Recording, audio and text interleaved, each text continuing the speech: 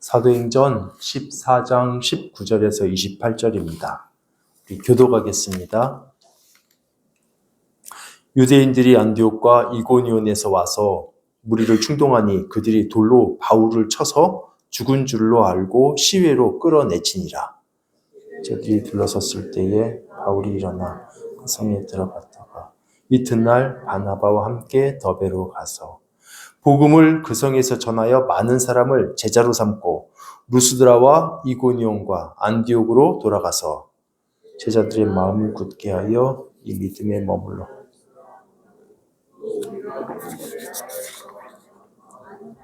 겪어야 할 것이니라 하고 각 교회에서 장로들을 택하여 금식 기도하고 하며 그들이 믿는 주께 그들을 위탁하고 비시디아 가운데로 지나서 밤빌리아에 이르러 말씀을 버가에서 전하고 아탈리아로 내려가서 거기서 배 타고 이를 위하여 전에 하나님의 은혜에 부탁받던 곳이라.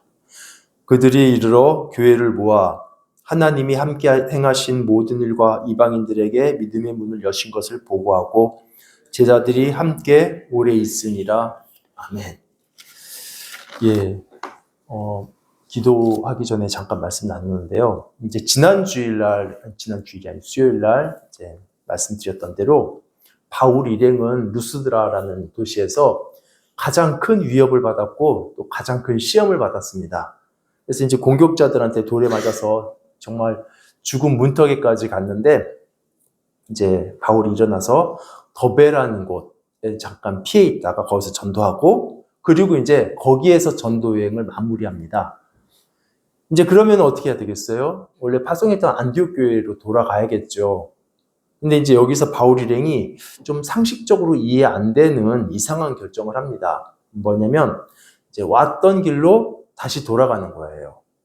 근데 사실 왔던 길로 돌아가는 건 이상한 게 아니죠. 그렇죠? 이렇게 쭉 갔으면 가려면 다시 왔던 길로 가야 되니까. 근데 바울이 선교 여행을 이렇게 직선으로 한 게 아니라요.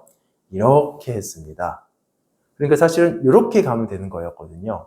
그러니까 뭐 쉽게 설명을 드리면 여기 해리몰에서 뭐 이렇게 전도 여행을 시작을 했다. 그러면 이제 도서관으로 가서 거기서 전도하고 또 일학생회관 갔다가 쭉 가서 정문으로 해서 일학생회관까지 와서 이제 여기까지 하고 하려면 해리몰로 오면 되잖아요. 그럼 오면 되죠, 그냥. 근데 다시 이렇게 정문으로 해가지고 왔던 길로 삥 돌아가는 거예요. 사실 그 길이 그렇게 쉬운 길이 아니거든요. 바울 일행이 그 마지막에 머물렀던 더베, 이제 거기에서 동쪽 문이 이제 길리기아 문인데 거기서 조금만 가면요. 바울의 그 고향 다소입니다.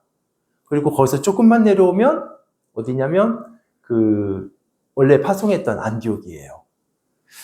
근데 왜 바울은 이 쉬운 길을 놔두고 먼 길을 돌아왔을까요? 더구나 이 길이 그 지난번에 말씀드렸던 대로 타우루스 산맥을 넘어야 되는 아주 험한 길이고 또 도시마다 바울을 죽이려고 하는 사람들이 있잖아요.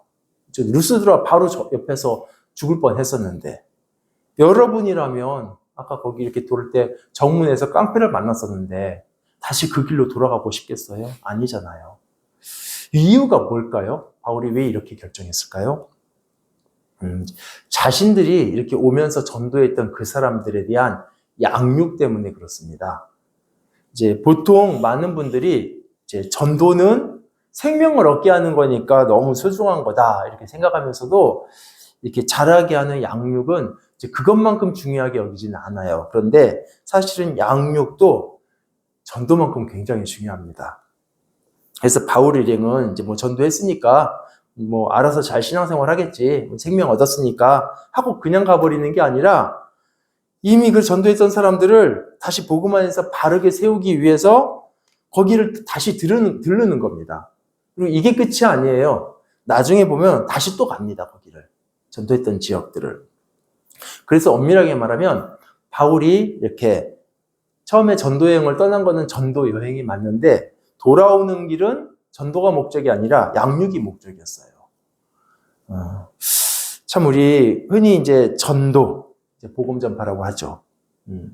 이거는 이제 전도를 통해서 복음을 받아들이고 믿고.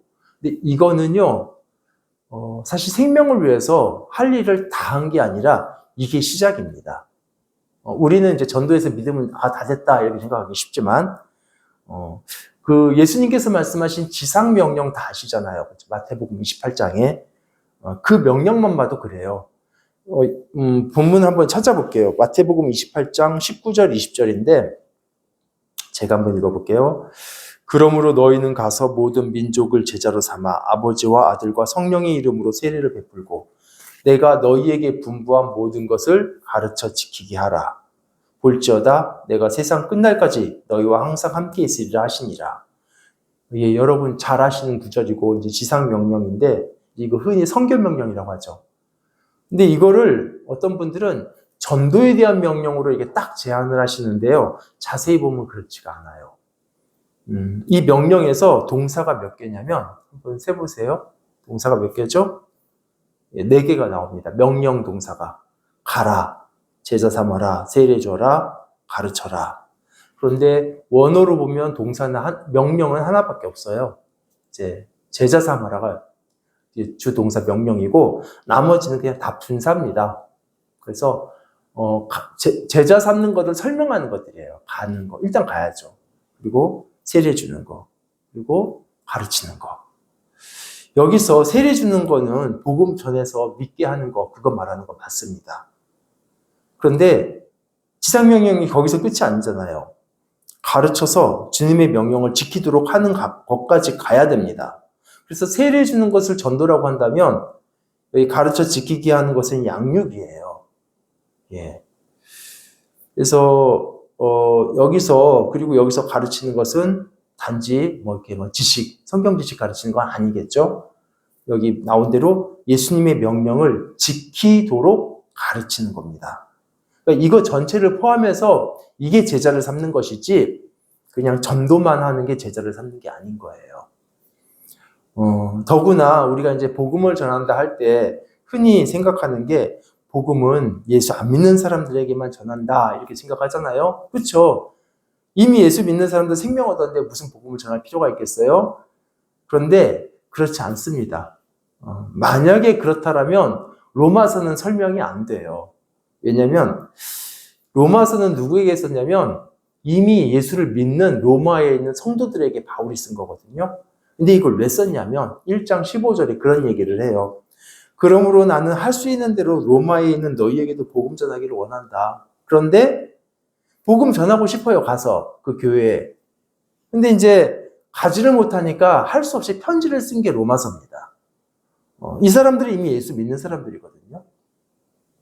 그리고 바울이 그렇게 로마서 다 쓰고 나서 맨 마지막에서 후반부에서 뭐라고 하냐면은 이게 내가 다 말한 게 아니라 그냥 대강 쓴 거라고, 복음에 대해서. 이렇게 얘기해요. 그러니까 우리가 생각할 때 복음은 그냥 예수 믿고 구원받으세요가 복음이라고 생각하겠지만 그게 복음의 전부가 아닙니다. 그건 정말 표면이에요. 더 깊고 더 넓고 풍성합니다. 그래서 이미 믿은 사람들도 더 깊은 의미의 복음으로 이렇게 들어가야 되는 거예요. 계속. 그리고 궁극적으로는 이렇게 해서 예수의 명령에 따르는 삶으로 이렇게 이어져야 됩니다. 이게 양육이에요. 그래서 여러분, 이 복음이 바로 교회를 견고하게 합니다. 어떤 교회는 프로그램이나 또는 인간관계나 이게 아니라 복음이 교회를 견고하게 해요. 그래서 성도들은 더 깊은 복음으로 들어가야 되거든요. 진리를 더 깊이 깨닫고 그래야 더 견고해지고 이 말이 우리가 알고 있는 복음을 다시 재탕하고 그 얘기를 하는 게 아니에요. 복음의 기초 위에서 더 깊은 복음을 얘기하는 겁니다. 그리고 이거는 다른 복음이 아닙니다. 같은 내용이지만 깊이에 있어서 말하는 거예요. 히브리서에서도 똑같은 얘기를 하거든요. 근데 이제 한국 교회 안에서의 문제가 오해 때문에 생긴 문제인데 잘하지를 않는 것, 즉 양육이 없고 양육을 필요로 하지도 않는 것. 왜냐면 나는 이미 예수 믿었는데 무슨 복음이 더 필요해요. 그렇죠? 그냥 주일날 예배 드리고 뭐 정해진 신앙생활 하면 되지. 근데 이제 이게 오해인 거거든요. 이거는 예수님께서 지상명령에서 말씀하신 것. 그래서 예수를 믿는 복음이 내 삶을 영향을 줘서 그래서 예수를 따르는 삶으로 이어지는 그것이 사라진 겁니다. 만약 우리 교회가 지스트 교회가 전도도 잘하고 그리고 많은 사람들이 등록할 뿐만 아니라 정말 예수를 믿고 생명까지 얻는다면 이거보다 더 감사한 게 어디 있겠어요? 너무 감사하죠.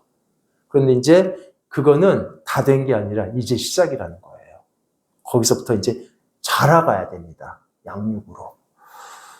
그래서 여러분 양육은 그냥 성경 공부가 아니에요. 그냥 성경 지식 많이 알려주는 게 양육이 아니고 또 흔히 말하는 뭐 제자 훈련 코스, 무슨 훈련 뭐 이런 거 이수하는 게 아닙니다. 예수의 명령대로 살아가는 성도로서 자라가는 거예요. 목적이 분명해요. 많이 아는 제자가 아니라 순종하는 제자가 목적입니다. 이게 예수님의 지상명령이에요. 자, 오늘 또 본문으로 가서 설교는 그렇게 길게 하지 않아야 될 것 같아요. 수요일 날은. 본문 돌아가서 이제 바울이 각 도시에서 무엇을 했는지를 한번 살펴봅시다. 이제 돌아가면서 뭘 했는지, 그리고 그가 준 메시지, 양육의 메시지의 핵심이 뭔지. 22절을 보시면 제자들의 마음을 강하게 격려하고 붙들어줍니다. 왜냐하면은 각 도시마다 반대 핍박 심하잖아요. 그렇죠? 그래서 믿음 잃지 말라고, 믿음에 꼭 머물러 있으라고 계속 권면을 하고 당부하는 거죠. 그리고 성도가 환난 당하는 거 당연하다라는 말도 해요. 여러분 예수님도 그 말씀하셨어요. 그리고 복음은 성도들이 앞길에 그 핑크빛 레드카펫을 약속하지 않습니다. 오히려 신앙의 길은 어렵다, 힘들다 이런 말씀하세요. 근데 이제 이렇게 말하면은 사람들이 싫어할까봐, 또는 사람들이 아예 예수 믿는 걸 포기할까봐 그래서 그런지 많은 경우에 예수 믿으면 만사형통합니다. 복받고 탄탄대로 열립니다. 이렇게 하기도 하거든요. 물론 복음 안에 우리가 예수 믿는 안에 하나님이 살아계시기 때문에 하나님께서 이렇게 베푸시는 정말로 너무나도 감사하게 분에 넘치게 받는 은혜들이 있어요. 그런 거 있죠. 그런데 여러분 예수를 믿는 것이 이유가 그 가는 길이 핑크빛 그 레드카펫이 깔려있기 때문에 그 길을 가는 건가요? 아니잖아요. 예. 비록 여기가 가시밭이고 핏빛 길이라 할지라도 그 너머에가 하나님의 나라이기 때문에 거기를 가는 것이지 길이 좋아서 가는 게 아닌데, 그렇죠? 그래서 예수님도 생명으로 인도하는 좁은 길을 말씀하셨습니다. 물론 좁은 길이 중요한 게 아니에요. 그 너머에 생명이 있다는 게 중요한 거죠. 이거 보고 가는 거죠. 근데 우리는 자꾸 왜 이 길이 얼마나 편한지, 이거 편하니까 오세요. 여기 오면은 행복해요. 폼도 나요. 그런 걸로 말할 필요가 없잖아요. 그렇다 보면 만약에 이것 때문에 오게 되잖아요. 그러면은 정작 믿음의 시련이 닥쳤을 때 실망하면서 주님을 떠나게 됩니다. 오늘 본문에서 좀 다루는 내용은 아니지만 그러면 왜 하나님께 가는 길이 그렇게 힘들어야 될까? 굳이 하나님께서는 좀 레드카펫 깔아주시면 안 되나? 이런 생각이 들잖아요. 근데 첫 번째 이유가, 뭐 여러 이유가 있겠죠. 근데 첫 번째 이유가 우리가 천국 백성이기 때문에 그래요. 사실 원래 우리도 이 땅에서 태어났고 하나님을 모르던 사람들인데 어느 날 예수를 믿고 그 순간부터 하나님의 자녀로 바뀌었습니다. 그런데 세상도 바뀌진 않았어요. 우리가 발붙이고 있는 이 땅, 여전히 하나님을 인정하지 않고 하나님을 대적하는 땅이에요. 그러니까 이런 땅에서 하나님의 자녀로서 살아가면 당연히 어려운 게 맞지 않을까요? 네. 여기가 하나님을 인정 안 하는데. 그리고 우리가 환난을 당하게 된 또 다른 이유는요. 이 환난이 우리가 천국 시민이라는 것을 이렇게 인정해주는 인증서가 되기도 합니다. 좀 더 이제 구체적으로 말씀드리면, 그 22절에 환난이라는 단어가 나오잖아요. 이게 이제 뜰립시스라는 단어인데, 이 단어는 이제 곡식 탈곡할 때 쓰는 거예요. 탈곡. 탈곡이 뭔지 아시잖아요. 그 볕단에서 여기 위에 있는 곡식만 이렇게 분리시키는 작업인데, 이제 옛날에는 이렇게 그 볕단을 이렇게 놓고 마찰을 굴리거나 아니면 막 도리깨로 쳐가지고 이런 거 탈곡을 했었습니다. 전혀 유쾌한 과정은 아니에요. 근데 그 과정을 거쳐야지 곡간에 들어갈 수 있습니다. 그러니까 우리에게 환란은 우리가 알곡이다라는 것을 드러내는 증거입니다. 우리가 가짜 믿음을 가진 쭉정이가 아니라는 것을 무엇으로 증명해요? 환란이라는 탈곡을 거쳐서 남아있는 것으로 증명이 됩니다. 환란은 우리에게 믿음이 있는 것을 있다, 이걸 드러내는 과정이에요. 이걸 혹시나 오해하시면 안 돼요. 율법주의나 금욕주의처럼 고난을 통해서 그 공로로 구원을 받는다, 그런 말이 아니라 고난을 통해서 우리에게 있는 믿음이 드러난다라는 얘기를 하는 겁니다. 리트머스처럼요. 우리가 천국 백성이라는 것이 환란이라는 리트머스를 통해서 확인이 되는 겁니다. 하나님 나라는 사실 너무 거룩하고 영광스럽고 흠이 없는 나라이기 때문에 누구나 와서는 안 되겠죠. 그런데 문이 열려 있어요, 하나님 나라는. 그래서 믿든 믿지 않든, 진짜 믿음이든 가짜 믿음이든 일단은 누구나 다 올 수 있습니다. 이때 정말 믿음이 없고 거짓 믿음이라 할지라도, 위선적인 믿음이라 할지라도 일단은 올 수는 있지만 환란이라는 탈곡에서 참 성도만 남아요. 그래서 바울이 이것을 가르칩니다. 그리고 이제 끝으로 한번 23절도 볼까요? 23절 어떻게 했죠, 바울이? 각 도시의 교회에서 이제 장로들, 그러니까 지도자들이죠, 이렇게 세웁니다. 사실 생각해보면 이 사람들 믿은 지 얼마 안 된 사람들이에요. 이게 오면서 예수 믿었고 가면서 장로들 세웠으니까. 그런데 어쨌든 거기에 공동체가 세워졌다는 것이고, 그래서 지도자들을 세워서 그 공동체 돌보는 일을 그들에게 맡깁니다. 얼마나 불안해요. 그런데 정말 그래서 그런지 금식하면서 하나님의 은혜에 위탁을 합니다. 정말 하나님밖에 믿을 데가 없는 거죠. 예. 여러분, 말씀을 정리합니다. 신앙생활은 성도가 이제 복음을 믿고 생명 얻었으니 끝, 이게 아니라 자라가는 게 있어요. 자라가는 거. 구체적으로는 예수님의 명령을 지키며 순종하는 제자로 자라가야 됩니다. 그래서 바로 이 일을 위해서 그 바울이 그렇게 쉽게 여행을 마치지 못하고 자기가 왔던 그 험한 길, 그 먼 길, 그 위험한 길을 굳이 다시 돌아간 거예요. 여러분에게도 권면드리고 싶은 것은, 여러분이 복음을 믿고 이제 생명을 얻었다면, 그래서 다시 말해서 여러분이 예수의 제자가 되었다면 자라가야 됩니다. 그거를 간과하시면 난 생명 얻었어, 이게 아니에요. 자라가야 돼요.